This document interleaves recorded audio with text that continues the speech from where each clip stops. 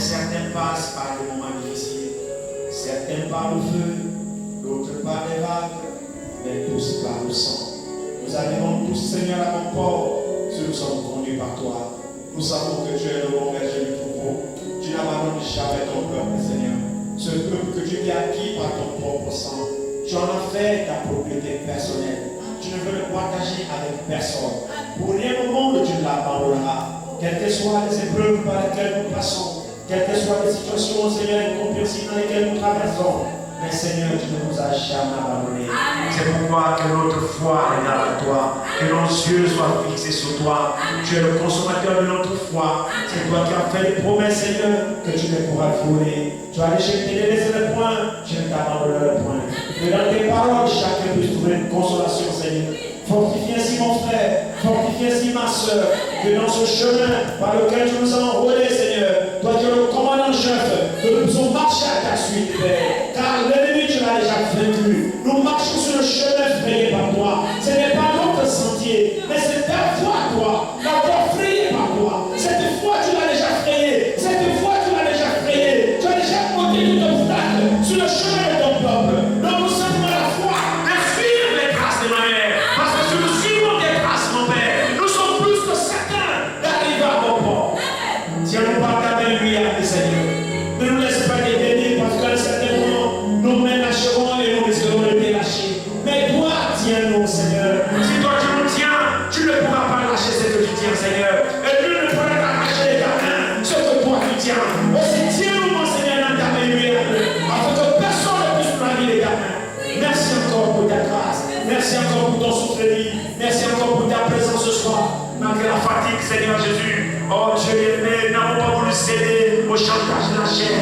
Mais nous sommes venus, Père aimé, dans ta maison parce que nous avons un devoir. Notre devoir, c'est celui de t'adorer. Nous n'avons pas cédé au chantage de la chair qui nous a affaiblis, Seigneur. Nous sommes conscients de notre devoir. Notre devoir, c'est celui de t'adorer. Fatigué ou pas, nous devons t'adorer, Seigneur. Aussi, merci pour la force. Merci pour la bonne disposition, Seigneur. Nous croyons que tu nous as déjà précédé dans ce endroit et que tu as déjà présent parmi nous. Père, Seigneur, appelle sur une parole qui nous fortifiera ce soir. C'est le but pour lequel nous venons dans ta maison. C'est pour entendre une parole de toi. Seigneur, dehors, nous écoutons les paroles des hommes qui ne nous aident pas. Mais si nous venons ici, c'est pour écouter une parole de toi. Parce que nous savons qu'une seule parole de toi est suffisante, Seigneur, pour nous combler. Oh, qu'il en soit ainsi, Père. Bénis mon frère, bénis ma soeur. Bénis ces moments, bénis ta parole qui m'a introduit, Seigneur. Parle-nous, Seigneur, ta volonté encore ce soir. Alors que nous soumettons sous ton contrôle, nous te le demandons, Père, dans le Saint-Nom de Jésus-Christ. Amen. Amen. Que le Seigneur vous bénisse tous. Prenons dans le psaume 34. Psaume 34.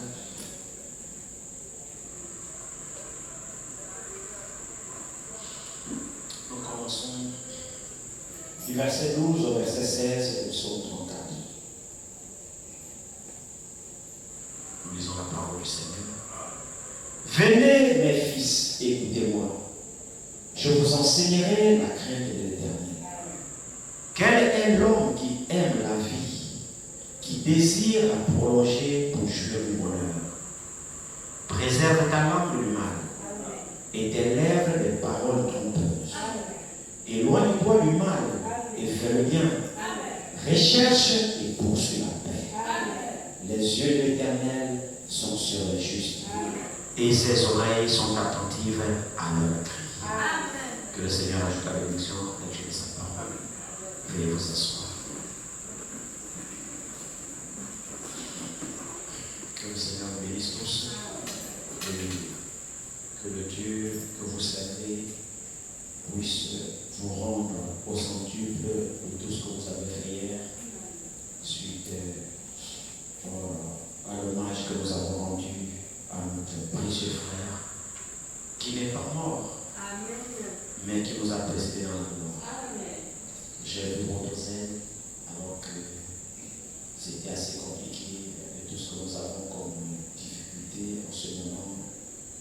Nous sommes engagés dans tous les fronts. J'ai vu l'Église du Seigneur se mobiliser et rendre réellement un véritable hommage à notre illustre frère. Je sais que nous avons saigné dans nos dépenses, nous avons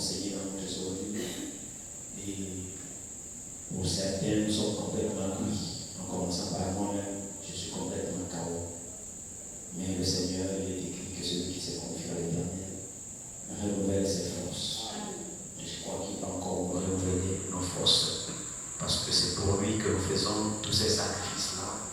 Et l'Écriture nous dit que notre travail n'est pas vain dans le Seigneur. Tout ce que nous faisons pour lui, c'est là qu'il saura nous rendre au moment opportun. Alors pendant que j'étais là toute la journée, j'essayais de récupérer, je pensais, on a rendez-vous avec toi ce soir, et ton peuple va encore se déplacer, et qu'est-ce qu'il faut encore, qu'est-ce qu'il faudrait. Et puis, je pensais à un thème que je souhaiterais réellement que nous puissions. Je pense que c'est un thème central dans la Bible et qui est très important, qui est la paix. Alors, lorsque j'ai reçu cette inspiration de la paix, j'ai d'abord pris le dictionnaire parce que je ne suis pas français, nous sommes francophones, mais ce n'est pas ma langue. Ma langue maternelle, c'est l'allemand. Alors, je suis parti voir les propriétaires de la langue, qu'est-ce qu'ils définissent comme concept de paix. Je suis allé dans le dictionnaire pour voir c'est quoi la paix. Et nous voyons que le Seigneur l'utilise. Et si vous remarquez très bien, dans toute la Bible, on parle de ce mot, la paix. Et si vous observez, même les apôtres, au début de leurs épîtres, lorsqu'ils adressent des salutations, ils disent toujours que la grâce et la paix. Amen. Le Seigneur soit avec vous. Amen. C'est vrai, non? Vous savez, nous sommes habitués, quand nous lisons, nous ne prêtons pas souvent attention. Mais c'est un mot qui est plein de sens, la paix. Plein de sens. Et très, très important pour un enfant de Dieu, pour l'église de Dieu, pour une fille de Dieu, pour un fils de Dieu. La paix est très, très, très importante. Alors ici, j'ai essayé de voir qu'est-ce que le dictionnaire nous dit de la paix, selon le français. Il dit ici, question. Quelle est la définition de la paix? Je tape dessus, le dictionnaire dit quoi? Alors le dictionnaire dit état de concorde, d'accord entre les citoyens, des groupes sociaux, absence de lutte sociale, de troubles sociaux, paix sociale, état d'un groupe de personnes qui ne sont pas en querelle, en conflit, vivre en paix avec ses voisins. Ça, c'est la première définition. Deuxième définition, il dit comment décrire la paix? Alors il dit état de l'âme qui n'est troublé par aucun conflit, aucune inquiétude, apaisement, quiétude, avoir la conscience en paix, absence d'agitation, de bruit. C'est la deuxième définition. Il y a encore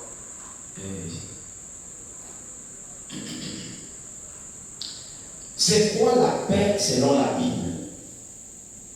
Il dit le concept de paix est la plénitude dans toute la vie. Dans le Nouveau Testament, Paul commence ses épîtres par grâce et paix pour soi de la part de Dieu notre Père et du Seigneur Jésus-Christ. Ainsi de suite. Les autres, c'est leurs histoires qu'il raconte. Bref, c'est juste ce que je voulais vous lire en français. Donc la paix, c'est un état d'esprit, un état d'âme, une quiétude qui est installée au plus profond de ton être intérieur. Un sentiment d'assurance, un sentiment de quiétude, une âme qui se repose dans une certaine assurance, et le sentiment de paix, c'est un sentiment qui nous procure le manque de quiétude. Quand quelqu'un est en paix, il y a une assurance interne à l'intérieur de toi, comme si tu n'as peur de rien. Amen. Et tu n'es inquiété par rien. Amen. Alléluia. Amen. Alors, dans le dictionnaire, ici, pendant mes lectures, il dit la définition que le français s'est fait du mot de la paix n'a rien à voir avec l'essence même du mot de la paix, traduit en hébreu qui veut dire shalom. Parce que dans son essence de shalom en hébreu, parce que shalom veut dire la paix, c'est plus que la définition en français.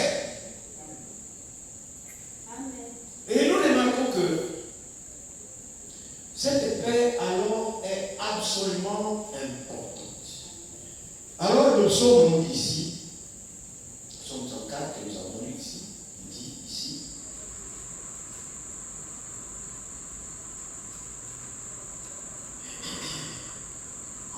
commencer à partir du verset 13. Il dit, quel est l'homme qui aime la vie, qui désire la prolonger pour jouir du bonheur? Pour l'interrogation. Verset 14. Préserve ta langue du mal et tes lèvres des paroles trompeuses. Tu veux la vie? Tu veux la prolonger? Je veux vivre en paix. Premier conseil biblique. Préserve ta langue. Amen. Du mensonge. Amen. Et des paroles trompeuses. Les lèvres. Avant de parler, avant de laisser Échapper un seul mot. Tourne ta langue plusieurs fois. mesure la portée, mesure la longueur, la largeur, la profondeur, la hauteur de ce que tu t'apprêtes à prononcer. Qu'est-ce que je veux dire par là? Mesure la portée de l'écho de ce que cela va donner auprès de ton interlocuteur. Frères et sœurs, le chrétien c'est quelqu'un de sage. Le chrétien c'est quelqu'un qui est rempli d'équilibre. Et le chrétien c'est un homme de paix. Le chrétien c'est pas seulement le tout. Le chrétien n'est pas un désordonné. Le chrétien lui-même d'abord il vit en paix. Prenez d'abord, il vit en paix. Mais vous allez remarquer que cette paix, vous ne pourrez jamais la voir. Je m'en fous de la définition des hommes de la paix. Moi je ne suis pas là. Nous sommes des enfants de Dieu, alors nous voulons nous entretenir selon ce que Dieu pense de la paix. Qu'est-ce que Dieu entend par paix et comment faire pour avoir cette paix? Parce que la paix, c'est une recommandation divine. Ici, la Bible dit ici, il dit, regardez très bien, il dit, quel est l'homme qui aime la vie? Tu veux faire ta vie? Qui désire la plonger et jouir du bonheur? Tu veux vivre en paix dans ce monde-là ici? Toi ici, tu veux vivre en paix? Tu veux vivre une vie paisible? Et vis sa vie de toi-même, et vis sa vie de ton voisinage, et vis sa vie de tes enfants, vis sa vie de ta femme, vis sa vie de ton mari, vis sa vie de tes parents. Veux-tu vivre en paix, toi? Tu veux vraiment la paix dans ta vie, dans ton entourage et avec toi-même? Alors la Bible dit ici, il dit, préserve ta langue du mal et tes lèvres des paroles trompeuses.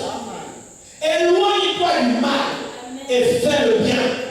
Maintenant écoutez, recherche la paix, recherche et poursuis. Amen. Frère, la Bible s'explique et chaque déclaration a son sens. Et recherche, c'est pas tout, et poursuis là. On ne t'a pas dit recherche l'argent et poursuis l'argent. Parce que nous recherchons plus l'argent et nous poursuivons l'argent. Mais la Bible dit recherche la paix et poursuis-la. Donc c'est le temps de t'échapper, poursuis-la.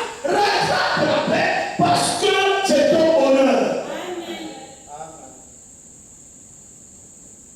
La paix, c'est un sentiment intérieur qui peut avoir la paix. Vous ne pourrez jamais avoir la paix si vous n'êtes pas d'abord réconcilié avec Dieu. Amen. Impossible. Amen. Amen. Regardez ici. Il dit, Éloigne-toi du mal et fais le bien. Recherche et poursuis la paix. Les yeux de l'Éternel sont sur les justes et ses oreilles sont attentives à leur cri. Donc les yeux de l'Éternel sont sur les justes, ceux qui procurent la paix. Frère, la personne qui procure la paix, la personne qui a des problèmes dans la société.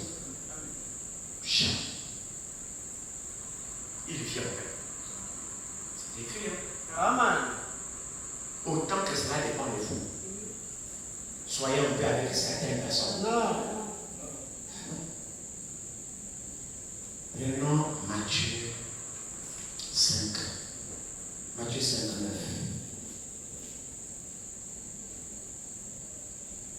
9.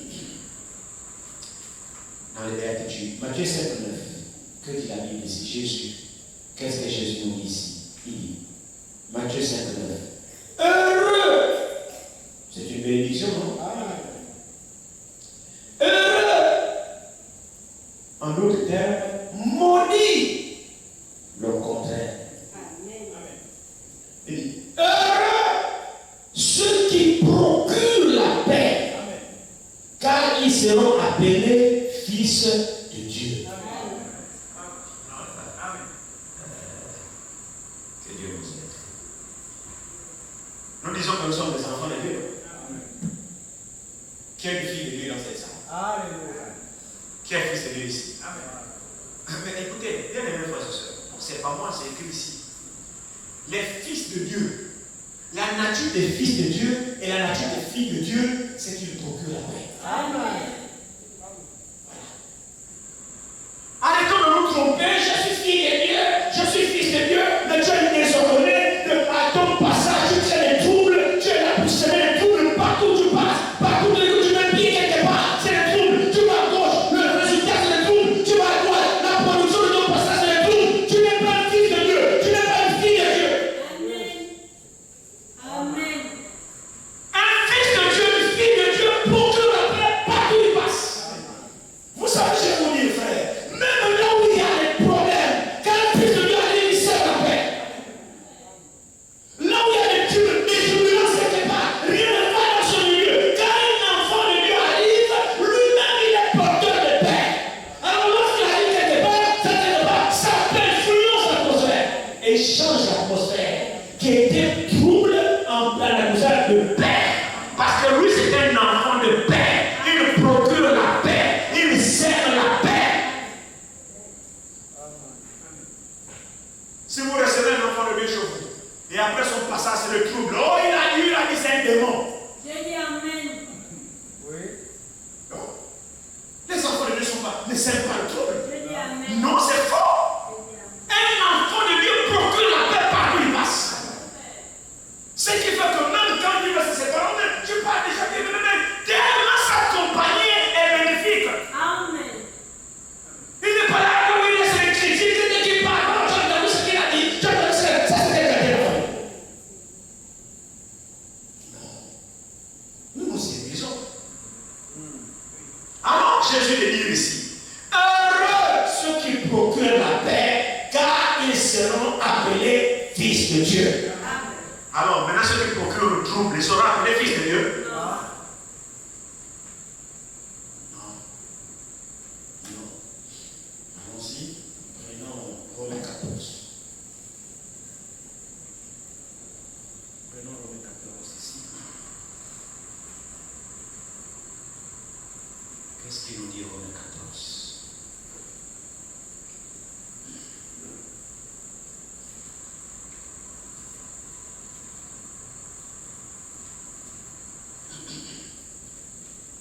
Romains 14, nous allons commencer au verset.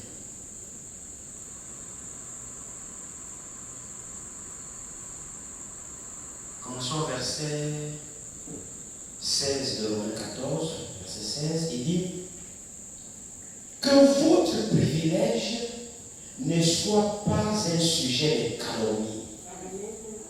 Que votre privilège à vous ne soit pas un sujet de calomnie. Si l'autre n'a pas le même privilège que toi, ou si l'autre ne conçoit pas les mêmes choses que toi, ne le calomnie pas, parce que ce que tu considères comme privilège n'est pas forcément ce que moi je considère comme privilège. Alors il dit que votre privilège ne soit pas un sujet de calomnie, car le royaume de Dieu n'est pas le manger et le boire, mais la justice, la paix et la joie par le Saint-Esprit. Frère, il ne doit pas avoir de querelles parmi les enfants. J'ai dit Amen. Je vous dis la vérité. Il doit pas exister des querelles parmi le peuple de Dieu. S'il y a des querelles parmi les enfants de Dieu, c'est qu'il y a un mauvais esprit qui s'est infiltré. Les enfants de Dieu ont une nature. Leur nature, c'est la paix. Ce qui les caractérise, c'est l'amour. Amen. Ils s'aiment entre eux. Et la paix qui surpasse toute intelligence règne parmi eux. Personne ne nuit à l'autre. Au contraire, chacun cherche le bien de l'autre. C'est ça la nature des enfants de Dieu. On n'est pas là pour se nuire les uns les autres, pour se parler du mal les uns les autres, pour serrer les poings des bananes sur le chemin les uns les autres. C'est pas la nature des enfants de Dieu. Si quelqu'un vit comme ça, il est possédé par un démon. Amen. Prenons Hébreu 12.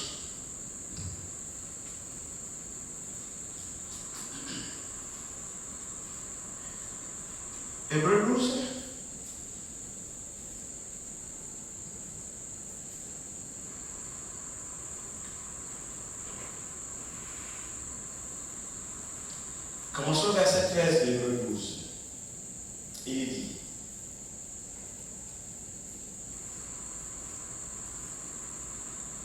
Commençons au verset 13. Verset 12, autant pour moi. De Hébreux 12 à partir du verset 12. Fortifiez donc vos mains languissantes et vos genoux affaiblis. Et suivez avec vos pieds des voies droites, pas des voies tortueuses. Suivez avec vos pieds des voies droites. Et la voie droite, c'est la parole de Dieu. La voie droite, ce ne sont pas mes pensées, ce ne sont pas vos pensées. La voie droite que nous sommes censés suivre, ce sont les conseils de cette Bible-là ici. C'est ça la voie droite. Donc suivons avec nos pieds les voies droites.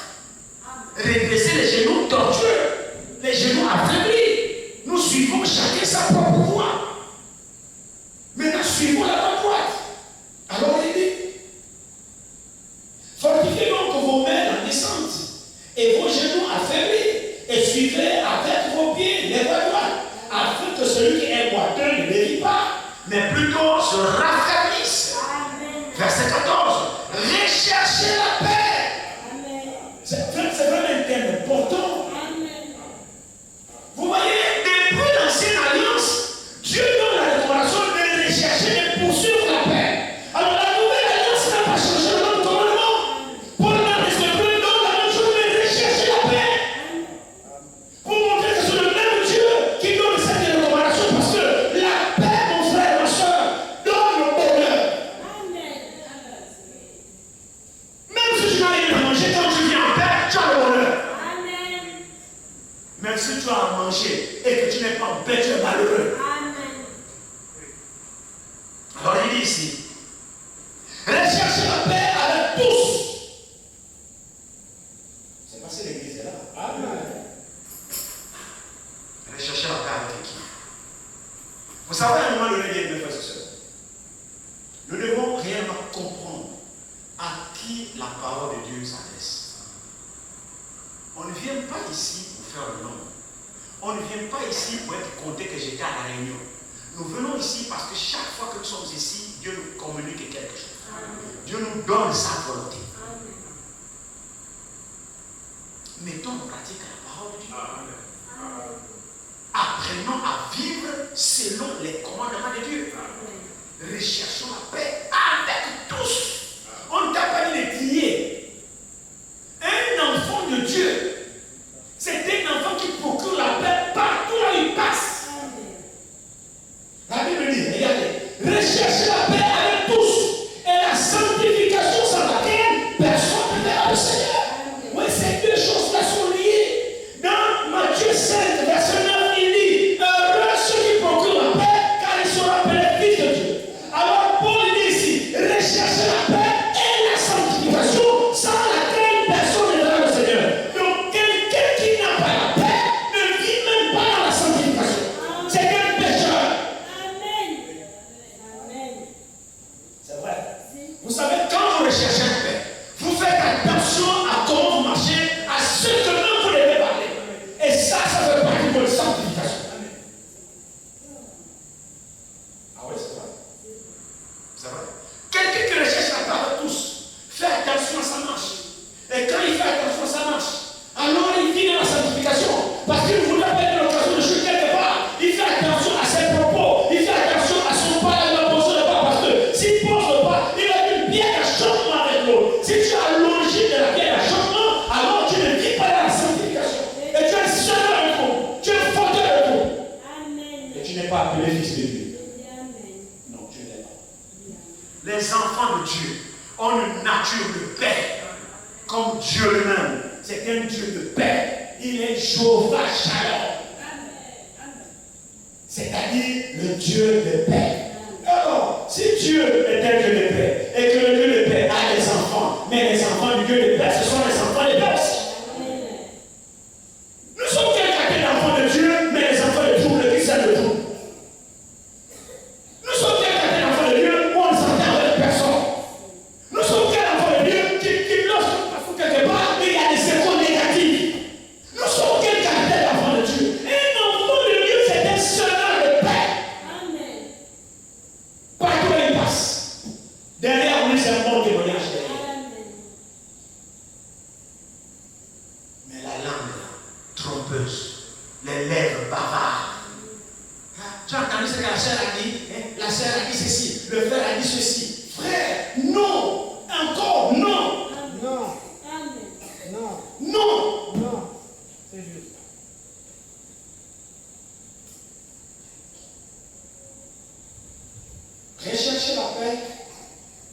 et la sanctification, sans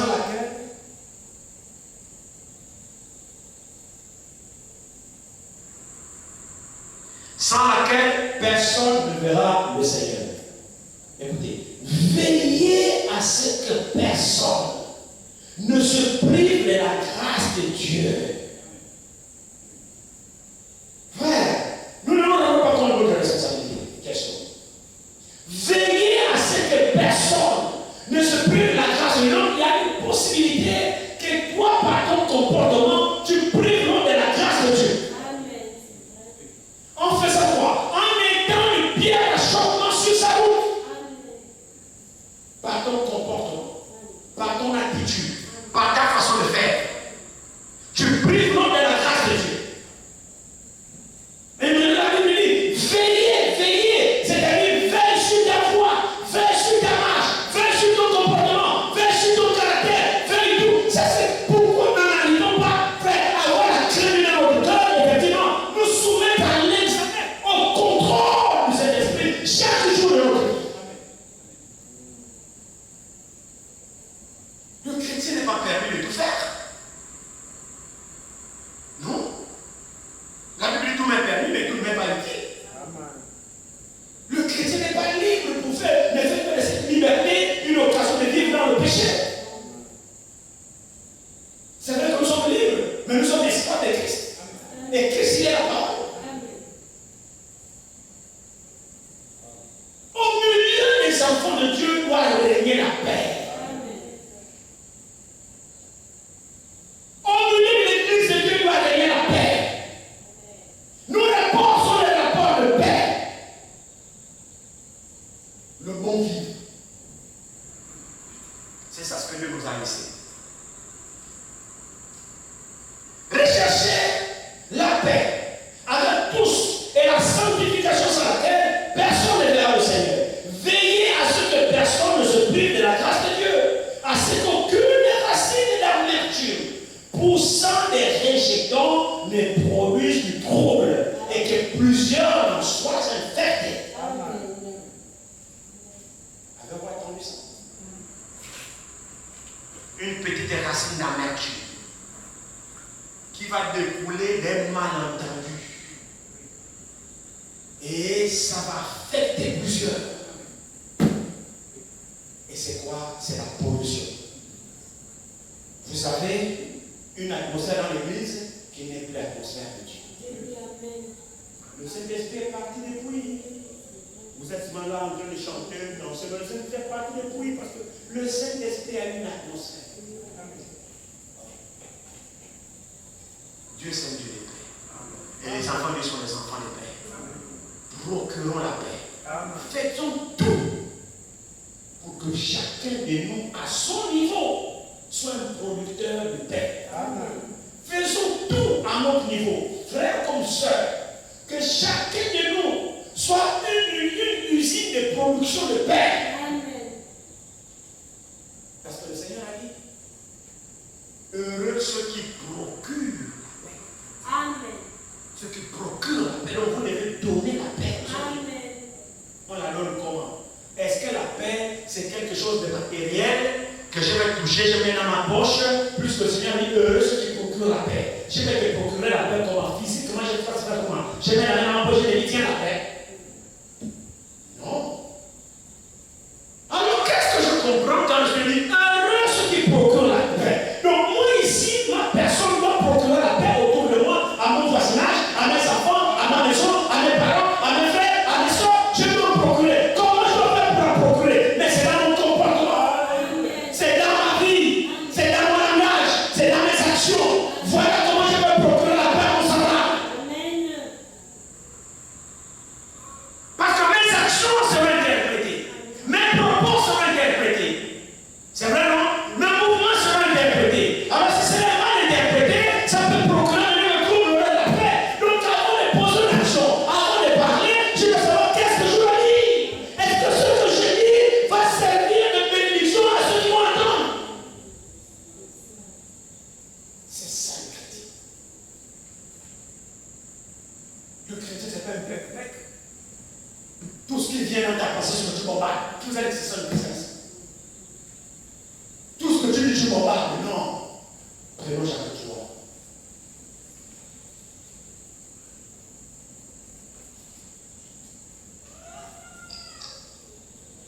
Jacques 3 nous dit quoi ici?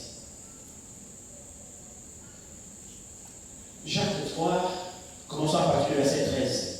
Il dit, lequel d'entre vous est sage et intelligent? Point d'interrogation.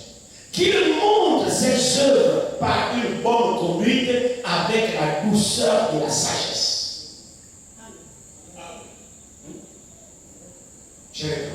Lequel d'entre vous est sage et intelligent? Point d'interrogation. Écoutez. Qu'il montre ses œuvres. Qu'il montre ses œuvres. Alors quand on parle des œuvres, on parle des actions alors que nous faisons. Les œuvres viennent des actions. Alors si tu es sage, si tu es intelligent, montre-moi par tes œuvres. C'est-à-dire ta vie, tes propos, ton comportement. C'est ça qui va montrer que tu es sage et intelligent. Alors il dit qu'il montre ses œuvres par une bonne conduite avec la douceur de la sagesse. C'est écrit ici pour les papier. C'est écrit ici pour les animaux. Non. Ça ici, c'est écrit pour les fils et les filles de Dieu. Alors il dit, mais, verset 14, mais si vous avez dans votre cœur un zèle amer, un esprit de dispute, ne vous glorifiez pas et ne mentez pas contre la vérité. Un tel état d'esprit ne vient pas de la parole. Si dans votre cœur, vous avez un esprit de dispute en vous, vous êtes échauffé dans les disputes, les querelles, toutes ces choses-là. C'est la mer. Vous pouvez prouver que vous pouvez prouver que non, je crois. Mais quand on ne sait très bien, c'est la mer. Éprouve les sagesses. Est-ce qu'on te regarde? Tu es seulement animé dans la maladie de discussion. Tu es animé dans la maladie de dispute. Tu veux seulement qu'on sache que c'est toi. C'est pas tout le monde que tu connais tout. C'est la mer. Un chrétien, même s'il connaît, il est réservé. Il attend son moment quand on lui demande la parole. Et il parle avec beaucoup de sagesse.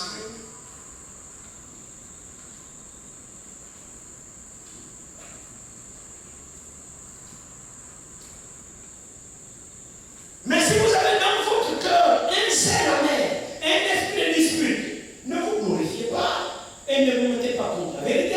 Cette sagesse n'est point celle qui vient d'en haut, mais elle est terrestre, charnelle, diabolique. C'est pas moi, c'est la Bible. Car là où il y a un zèle amer et un esprit de dispute, il y a du désordre et toutes sortes de mauvaises actions. L'église est là. La sagesse d'en haut est premièrement pure, ensuite pacifique, modérée, conciliante, pleine de miséricorde et de bons fruits. Exemple de duplicité, d'hypocrisie.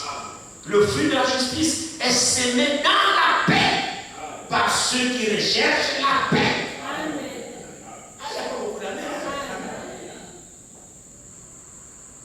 La paix. Des enfants de Dieu procurent la paix. Au milieu de nous, c'est la paix, frère. Je vous dis la vérité, c'est ça le christianisme. C'est ça la parole de Dieu. C'est pas là où nous séduisons nous-mêmes là. Nous sommes des créateurs de problèmes. Derrière chaque passage, problème. Non, nous ne sommes pas des enfants de Dieu. Nous sommes des religieux. L'esprit qui est amené par Dieu. Nous sommes séduits. Si tes actions laissent derrière une trace de problème, tu es conduit par le esprit. Si derrière ton passage, tu laisses tes troubles, oh la soeur a dit, le frère a dit, tu es conduit par le mauvais esprit. Un enfant ne marche pas comme ça. Un enfant de papier passe, c'est la paix. Comme je l'ai dit. Même là où il n'y avait pas la paix, lui quand il vient, c'est un dépôt. Il dépose la paix. Et même Jésus dit quelque part, il dit vous êtes des enfants de paix. Il dit lorsque vous arrivez quelque part, dans une maison, proclamez la paix. Quand vous arrivez dans une maison, proclamez la paix. Il dit ceci, si les gens de cette maison-là, si ce sont les enfants de paix, alors votre paix restera là. Mais si ce ne sont pas les enfants de paix, retournez avec votre paix. Quittez la maison-là. En réalité, le Fils de Dieu, un enfant n'a même pas le droit d'habiter dans une maison de trouble. Oui. Oui. C'est vrai. Oui, amen.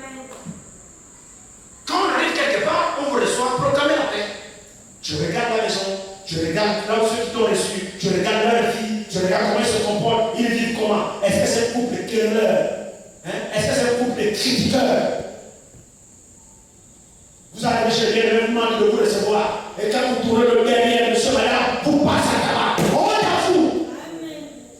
Vous n'êtes même pas digne des chrétiens. Monsieur, madame, leur vie, tous les jours, c'est de bouffer l'église. C'est de bouffer les frères et sœurs dans l'église. Vous êtes quelle qualité de chrétien? Dans votre maison, vos conversations, c'est critiquer l'église, critiquer les membres de l'église, critiquer les frères et sœurs de l'église. Vous n'êtes pas digne des chrétiens. C'est vrai, c'est pas la vie des croyants. Non, c'est faux.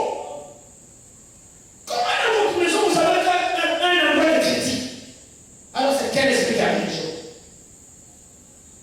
Alors quand vous arrivez quelque part, observez les gens qui vous reçoivent.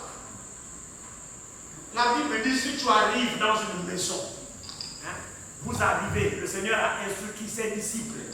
C'est-à-dire les producteurs de paix, les enfants de paix, qui ne cherchent pas les problèmes. Le Seigneur va leur dire, si vous arrivez dans une maison et que cette maison n'est pas digne, ne restez pas. Si tu sortais là. Frère, vous voyez là où le Seigneur a placé là-bas? Nos maisons doivent être dignes de recevoir les enfants de Dieu. Si vous n'êtes pas digne, quand ils viennent, ils ne pas chez vous. Alléluia. Amen. Ah oui? Vous devez être digne. Quand le Fils de Dieu vient chez vous, vous devez être digne. Parce que c'est Dieu que vous recevez chez vous. Parce que quand il vient chez vous, il nous apporte la paix de son Père. Et sa paix va rester chez vous. Si vous êtes un enfant de paix, alors plus sa paix, ça fait double paix. Ah oui? Mais si c'est un enfant de trouble, il vient chez vous. Eh bien, tu as écouté ce que le frère a dit. Il a dit quoi? Moi, je te dis ça, non? En tout cas, tu me donnes la raison. Vous voyez, une bande de critiqueurs. Ah, que Dieu nous aide. Que Dieu vraiment nous aide. Nous avons vraiment le chemin. Tout ça, ça doit quitter de nous. Ce n'est pas chrétien. Nous devons produire la paix. Le chrétien, quand tu es quelque part en compagnie dans la communion, ce qui sort de ta bouche, la Bible lui disait que votre parole soit assaisonnée de beaucoup de sel.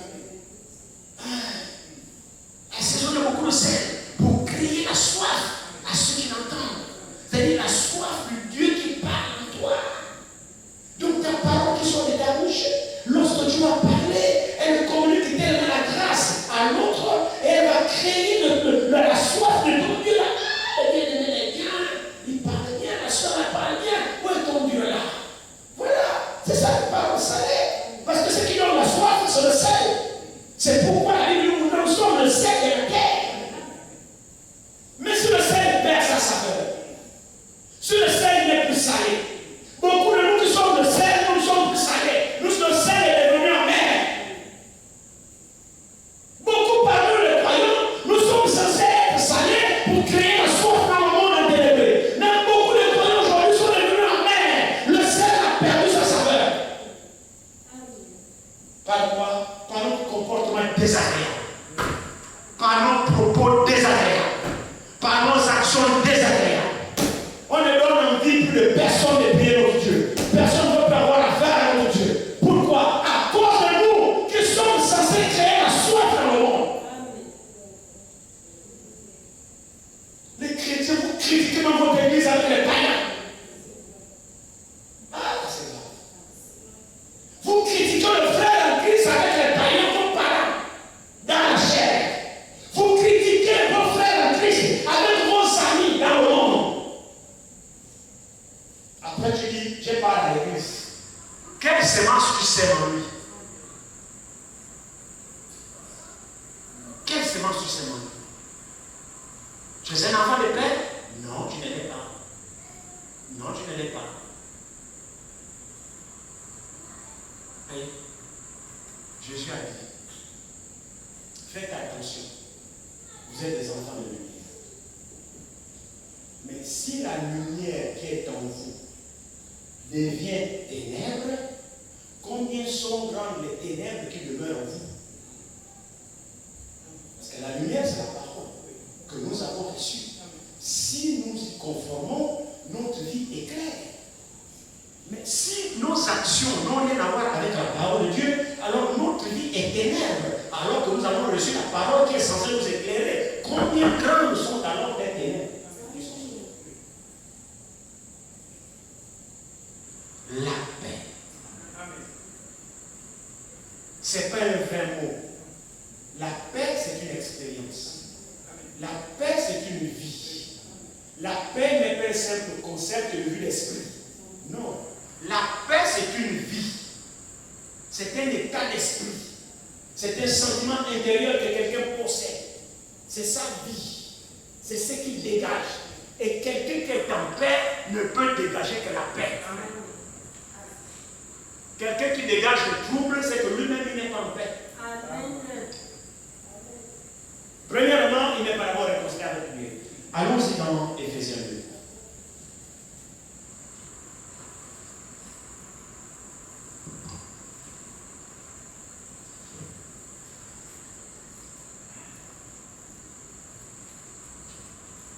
Éphésiens 2 nous dit ici,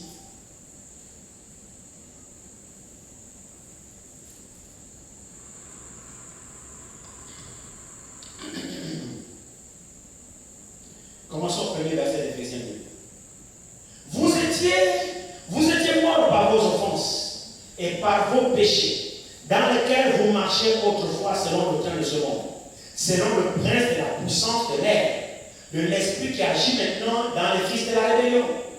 Nous tous aussi, nous étions de leur nom, et nous vivions autrefois selon les convoitises de notre chair, accomplissant les volontés de la chair et de nos pensées, et nous étions par nature des enfants de colère comme les autres. Amen. C'était notre état, non? Est-ce que c'était notre état? Amen. Maintenant, est-ce que nous avons reçu le Seigneur? Amen. Parce que la Bible dit, mais Dieu qui est riche en miséricorde, à cause du grand amour dont il nous a aimés, nous qui étions morts par nos offenses, nous a rendus vivants. Est-ce que c'est vrai? Amen. Est-ce qu'il nous a rendus vivants? Amen. Mais frère, s'il nous a rendus vivants, c'est-à-dire nous a rendus vivants par rapport à l'état de mort dans lequel nous étions. Et qu'est-ce qui caractérisait notre état de mort? C'est le fruit que nous produisions. Les enfants de colère dans la rébellion. Et qu'est-ce qui caractérise les enfants de colère? C'est des critiqueurs, des semeurs de troubles, des bomboseurs, des menteurs, tous ces gens-là. C'est nous étions de leur monde. C'était ça notre vie. Mes frères, si nous sommes devenus chrétiens, il faut plus que ça soit encore en nous ou parmi nous. Mais comment on repousse encore en nous? Est-ce que nous ne sommes pas toujours morts? Amen. À quel moment nous sommes passés de la mort à la vie? Si les mêmes choses sont toujours en nous et parmi nous. Attention, nous c'est lui. Il dit, nous qui étions morts par nos offenses. Je me demande si nous ne sommes pas toujours morts encore. Plus que nous continuons toujours à pratiquer les mêmes choses, nos offenses-là. Les offenses-là ne sont pas encore quittées. On continue à offenser les uns les autres. On continue à s'offenser. Il dit, nous qui étions morts par nos offenses, nous a rendus vivants avec Christ par la grâce qui vous a. C'est par grâce que vous êtes sauvés. Il nous a ressuscités ensemble. Et nous a fait asseoir ensemble dans les lieux célestes en Jésus-Christ. Afin de montrer dans les siècles à venir l'infinie richesse de sa grâce par sa bonté envers nous en Jésus-Christ. Car c'est par grâce que vous êtes sauvés. Par le moyen de la foi. Et cela ne vient pas de vous. Hein? C'est le don de Dieu. Est-ce que nous avons reçu ce don du salut? Alors il dit, ce n'est point par les œuvres, afin que personne ne se glorifie, car nous sommes son naufrage. Nous sommes son naufrage.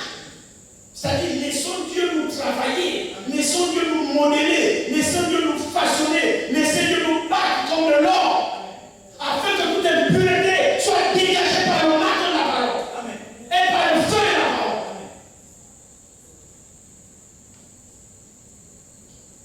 Il dit, car nous sommes son ouvrage, ayant été créés en Jésus-Christ pour des bonnes œuvres que Dieu a préparées d'avance afin que nous les pratiquions. C'est pourquoi vous païens dans la chair, appelés incirconcis par ceux qu'on appelle circoncis, et qui le sont en la chair par la main de l'homme. Souvenez-vous que vous étiez en ce temps-là sans Christ, privés du droit de citer en Israël, étrangers aux alliances, de la promesse, sans espérance et sans Dieu dans le monde. Amen. C'était notre état. Mais maintenant, en Jésus-Christ, vous qui étiez jadis éloignés, amen, vous qui étiez jadis éloignés, vous avez été rapprochés par le sang de Christ. Amen. Nous qui étions jadis éloignés comment? Par notre mauvaise vie. Éloignés comment? Par nos pratiques. Éloignés comment? Par notre façon de faire. Maintenant, quand Christ vient, il nous rapproche. C'est-à-dire, il détruit en nous la vieille nature. Et il installe en nous la vraie nature de Christ. De telle sorte que les choses anciennes ne se retrouvent plus en nous. Et quand on parle des choses anciennes, il comprend même le langage. Amen.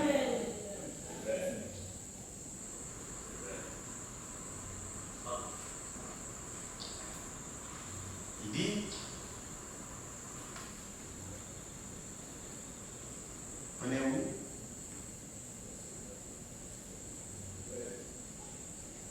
Verset 13. Oui, c'est ça. Maintenant, verset 14. Maintenant, il dit, car il est notre. Est-ce que vous avez vos Bibles, vous lisez? Amen. Car il est notre. Il est notre Père. Donc, le mot Père vient encore. Qui est notre Père? Car il est notre Père. Qui? Celui qui nous a ramenés à lui. Celui qui nous a racheté de mauvaises œuvres. C'est parce que nous étions séparés. Maintenant, par sa mort et par son sang, il a pardonné notre péché et il a ôté notre vieille nature et nous a réconciliés avec lui, de telle sorte qu'étant dans lui, nous vivons en paix. Amen. Parce que si nous ne sommes pas réconciliés avec lui, par son sang, il n'y a pas de paix. Amen. Il est notre Père. Car il est notre Père. Lui qui des deux n'en a fait qu'un et qui a renversé le mur de séparation, de l'inimitié, ayant anéanti par sa chair la loi des ordonnances dans ses prescriptions, il a voulu créer en lui-même, avec les deux, un seul homme nouveau en établissant la paix. Amen. Et de les réconcilier avec Dieu l'un et l'autre en un seul corps, par la croix, En détruisant par elle l'inimitié. Amen. vous ne pouvez pas, déjà vous-même, avoir ce sentiment de paix en vous si vous n'êtes pas vous-même réconcilié avec Dieu. Je dis Amen. Vous savez, quand vous n'êtes pas réconcilié avec Dieu, vous êtes culpabilisé. Je dis Amen. Vous êtes culpabilisé. Vous n'avez pas d'assurance à l'intérieur de vous. Vous êtes troublé. Parce que notre Dieu, il est notre Père. Notre Père. Donc, du fait que nous ne soyons pas réconciliés avec lui, notre intérieur est troublé par notre mauvaise vie. Nous ressentons la corruption. Mais ça, c'est vrai, frère. Vous n'avez aucune assurance en vous. Or, la paix, c'est un sentiment d'assurance qui s'installe en vous. Mais comment un homme ou une femme va avoir l'assurance dans son cœur si ce dernier ou cette dernière n'est pas réconcilié avec Dieu? Comment elle va arriver là? Alors, si vous n'êtes pas réconcilié avec Dieu, vous êtes troublé vous-même. Amen. Vous n'êtes pas réconcilié avec Dieu, en effet, vous n'êtes pas en paix avec Dieu. Mais c'est normal. Si vous n'êtes pas en paix avec Dieu, c'est normal que vous créez des troubles avec les autres. Amen. Amen.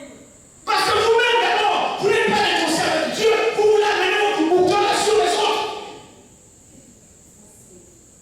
Parce que vous êtes une âme troublée.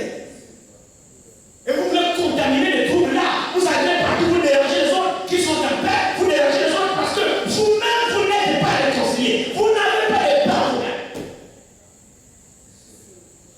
Mais une âme qui vit paisiblement, frère, Mais l'âme là contamine la paix. à l'intérieur de toi, tu ne crains rien. sentiment d'assurance interne et rassure. Tu n'as peur de rien. Tu n'as des problèmes avec personne. Tu vois tout le monde pur. Selon ce que l'Écriture dit, tout est pur pour celui qui est pur. C'est une âme réconciliée. Une âme dont ses pensées sont pures. Son cœur est pur. Il ne soupçonne rien. Il est pur lui-même. Alors il voit toutes choses pures parce que lui-même il est pur. Mais celui qui est souillé soupçonne tout. Parce que lui-même, vraiment, il est suspect.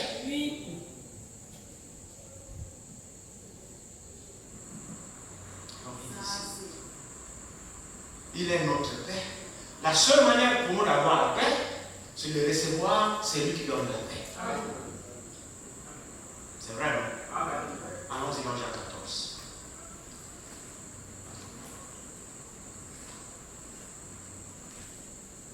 On a lu Jean 14. On n'a pas encore lu Jean 14, non? Allons-y dans Jean 14. Elle a très bien ici. Si nous prenons d'abord le premier verset, l'Écriture dit que votre cœur ne se trouble point.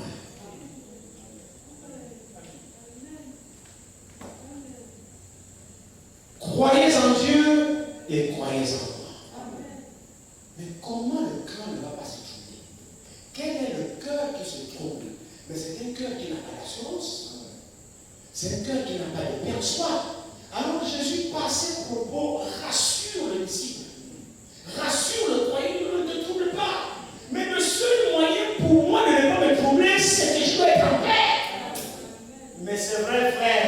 Si je n'ai pas de paix en moi, je serai troublé. Alors, c'est pourquoi maintenant au verset 27, il le déclare au verset 1er de Jean 14. Maintenant au verset 27, il trouve la solution. Regardez très bien avec moi.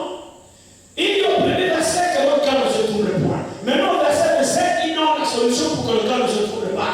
Il dit, je vous laisse la paix et je vous donne la paix. Voilà pourquoi il a dit plus haut que votre cœur ne se trouble pas. Parce qu'il sait qu'il va nous donner la paix, il va nous la laisser. Quand nous sommes en paix, frère, la paix est le contraire du trouble.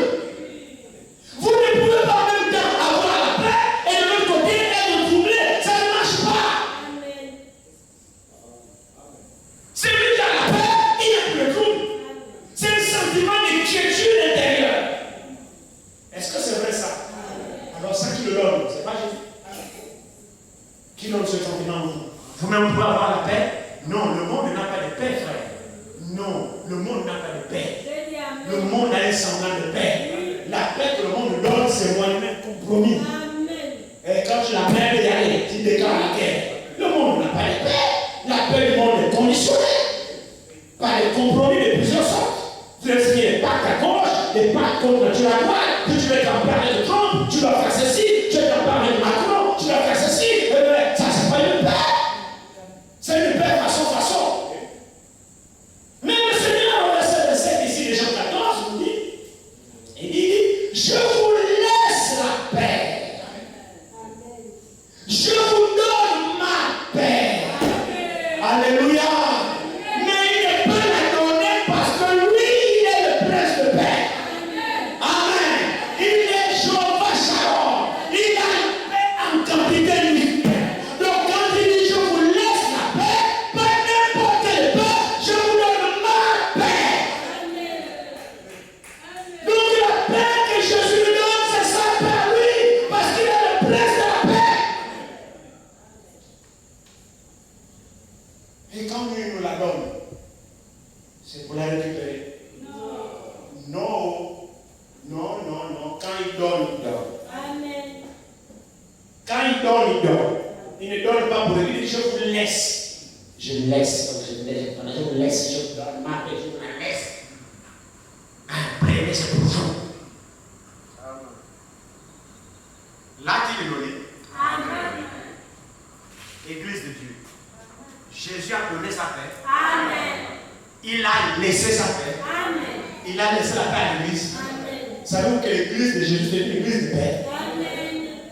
Il n'y a pas de trouble dans l'église de Jésus. Non. L'église de Satan, oui. Mais l'église où Jésus est le propriétaire, il y a sa paix. C'est la paix.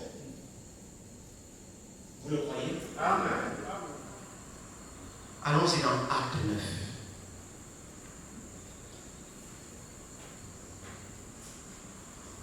Acte 9.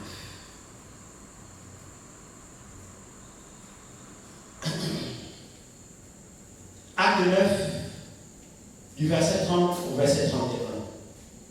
L'état de l'église au commencement. Comment l'église était au commencement. Quand le Saint-Esprit régnait dans l'église. Où le Jésus-Christ dirigeait son église. Les membres se soumettaient à la conduite du Saint-Esprit. Regardez l'état de l'église. Acte 9, du verset 30 au 31. Les frères l'ayant su amenèrent à Césarée et le firent partir pour Tars. L'église était en paix dans toute la Judée, la Galilée et la Samarie, s'édifiant et marchant dans la crainte du Seigneur. Et elle s'accroissait par l'assistance du Saint-Esprit. Amen. Mais comment était l'église? Mais là où il y a les troubles, comment l'église va croître? Là où il y a les commotions, comment l'église va croître? Là où il y a les tensions, comment l'église va croître? Là où il y a les inimitiés, comment l'église va croître? C'est le diable qui est parmi vous. L'église ne peut croître que quand il y a la paix. Parce que l'église de Dieu, frère, vous savez, l'église que vous voyez là, que Dieu nous accorde la grâce de comprendre la révélation de qu'est-ce qu'est l'église. Ne jouons pas avec l'église. Ne blaguons pas avec l'église pendant qu'on y est. Allons-y rapidement dans Romains. Romains, je pense, Romains 14, qu'on a lu ici quelque chose. Regardez-les ici.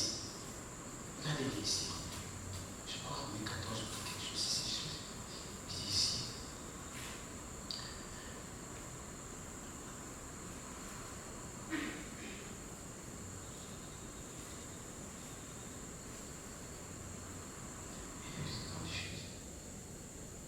Regardez, Romains 14, commençons du verset 13, c'est le verset 15. C'est le verset 15, mais commençons au verset 13. Ne nous jugeons donc plus les uns les autres, mais pensez plutôt à ne rien faire, qu'il soit pour votre frère une pierre d'achoppement ou une occasion de chute. Dieu parle ici à son église. Laissez-moi répondre ça.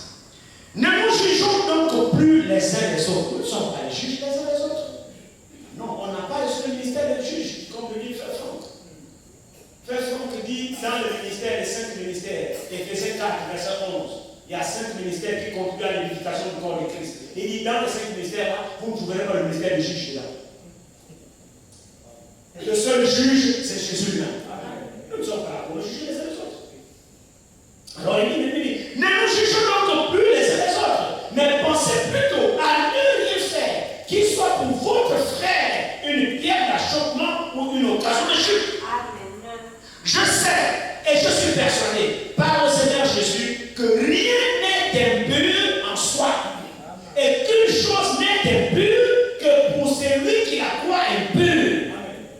Maintenant écoutez le verset 15. Mais si pour un aliment ton frère est attristé, tu ne marches plus selon l'amour.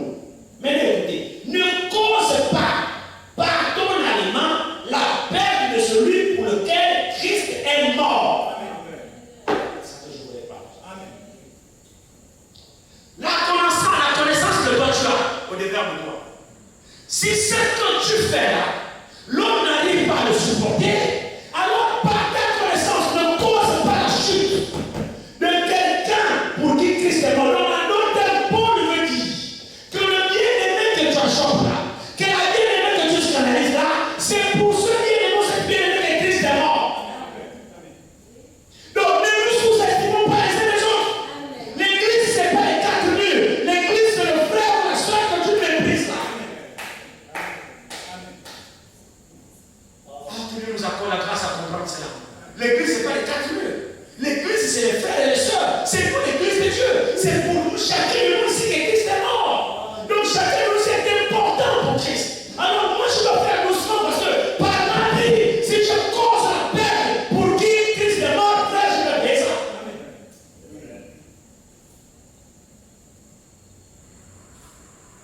C'est vrai. Nous devons faire très attention. à notre manière de pouvoir faire, à notre manière d'agir. L'église, ce n'est pas les 4000. L'église, c'est un asile de paix. Normalement ici, vous voyez là ici. Le trouble est dehors. Oui. Les problèmes sont dehors. Amen. Et quand nous sommes accablés par le monde qui nous fait ça dur, on doit trouver le réconfort dans la maison de Dieu. Amen. Je parle à l'église, pardon, parce que nous parlons à l'église. Il faut que j'aille dans la maison de Dieu. Parce que je sais que Dieu s'y trouve. Et que les enfants de Dieu s'y trouvent. Et la communion des enfants de Dieu, frère, Dieu est là. Et lorsque nous sommes dans la présence de Dieu, Dieu solutionne nos problèmes. L'église, c'est un asile des voyous, des bandits, des sorciers, des vampires. L'église, c'est la maison de Dieu. Donc, en réalité, quand nous quittons là-bas avec les problèmes, quand on vient ici, On trouve la présence du Seigneur. En réalité, dès qu'on sort de l'église, on doit sortir béni. Amen. C'est ça l'église. Mais si on vient à l'église, on ressort triste. Il y a un problème. Je dis Amen. si on vient à l'église et qu'on n'est pas content les uns des autres, il y a un problème. Je dis Amen. Si on vient à l'église, il y a un frère qui t'énerve, une soeur qui t'énerve, il y a un sentiment comme ça, il y a un problème. Je dis Amen. L'église n'a pas de tels sentiments. Au contraire, quand on le reproche, je suis en joie de vous voir. Amen. C'est vrai, cette joie, nous la partageons ensemble. Et dès la semaine de frère, le psaume 133 doit s'accomplir par nous. On a même du mal à nous séparer tellement. Nous dégageons de la paix les uns envers les autres. On a du mal à se séparer et la présence de Dieu est parmi nous. Et cela vous entendez la Bible dire, oh, voici qu'il est loin agréable pour les frères de demeurer ensemble. C'est vrai. Ne polluons pas l'église par nos caractères, par notre comportement. Laissons-nous tailler par la parole. Mourons en nous-mêmes. Mourons en nous-mêmes. Que la nouvelle naissance soit une réalité en chacun de nous. Dieu veut nous tuer, frère. Amen. Dieu veut tuer notre ancienne nature. De telle façon que tout soit nouveau en nous. Amen. Dieu veut tout régénérer en nous. La manière de parler, la manière d'agir, la manière de se saluer, la manière de se comporter, le respect mutuel les uns envers les autres. C'est ça l'église de Dieu. Amen.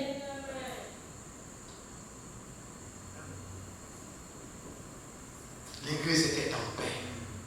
Acte 9, 31. L'église était en paix. Partout l'église se trouvait, l'église était en paix. C'est-à-dire qu'il n'y avait pas de trouble dans l'église. Quand on dit que l'église était en paix, c'est-à-dire que les croyants entre eux vivaient paisiblement. Amen. Je ne sais pas si on va retrouver ça.